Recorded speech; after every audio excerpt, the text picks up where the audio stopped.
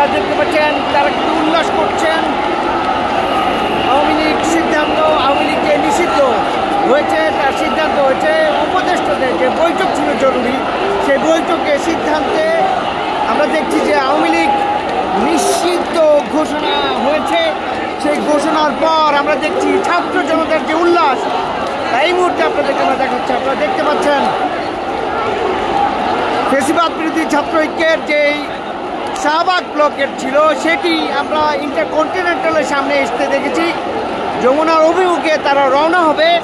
উপদেষ্টাদের যে মিটিং এবং যে বৈঠক, সেই বৈঠকে আওয়ামী লীগ নিষিদ্ধে যে ঘোষণা সেটি কিন্তু সরকারের পক্ষ থেকে জানানো হয়েছে। এখন আওয়ামী লীগ নিষিদ্ধ যে ঘোষণা এসছে, সেই ঘোষণার পর ছাত্র জনতার যে উল্লাস, আমরা সেটি কিন্তু আপনাদেরকে এই মুহূর্তে দেখাচ্ছি। আপনারা দেখতে পাচ্ছেন ছাত্র জনতার যে উল্লাস, সেটি কিন্তু আমরা এই মুহূর্তে দেখতে পাচ্ছি, সরাসরি দেখছি। আমরা কত দর্শক একটু কথা বলতে চাই, আসলে কি বলবেন? আওয়ামী লীগ নিষিদ্ধ হলো, আওয়ামী লীগ নিষিদ্ধ, এটা আমাদের যৌক্তিক দাবি, কিন্তু আমরা আজকে আওয়ামী লীগের নিষিদ্ধ হতে যাচ্ছি না। এটার প্রজ্ঞাপন হতে হবে। আমাদের 3 দফা দাবি, 3টা দফায় পূরণ করেই আমরা এই অবস্থান ছাড়ব। এই দর্শক দেখতে পাচ্ছেন যে উল্লাস, দেখতে পাচ্ছেন বিজয় উল্লাস।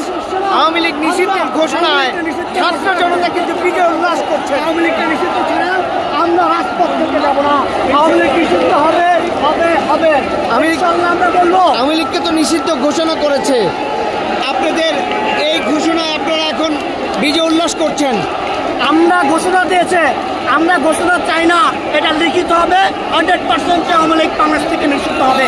কারণ গত 16 বছর নির্বিচারে সে 71 যুদ্ধের মতো আওয়ামী লীগ দেশের মানুষ হত্যা করেছে, গণহত্যা করেছে।